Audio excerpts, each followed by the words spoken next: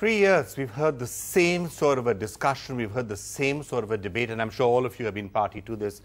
Tarun Vijay, I'm just going to ask you, is this going to continue for the next 7 years, 8 years? In 2020, 2030, are we going to be sitting and saying it's time to bring the perpetrators of 26/11 to justice, and we will be saying Pakistan needs to be doing more, and Pakistan will be saying that, yes, Lakhvi has been arrested, but we don't have any evidence against Hafiz Saeed, and this will continue and continue and continue?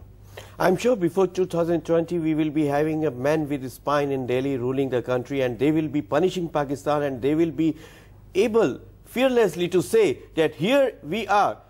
They killed our people, they waged a war against India, and they were the enemies of India, and we are taking a revenge on Pakistan.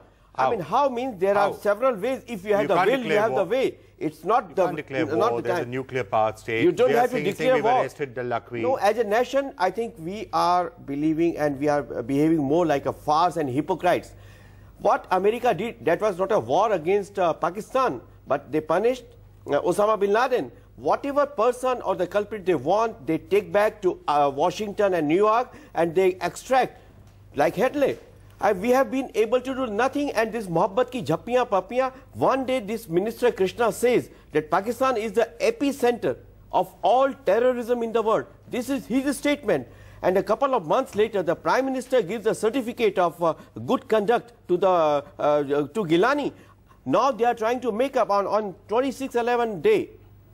Okay. Now again minister is saying nothing is happening, हम इंतजार कर रहे हैं. आप जिंदगी कयामत तक इंतजार करते रहेंगे, पाकिस्तान आपकी कोई मदद नहीं करने वाला.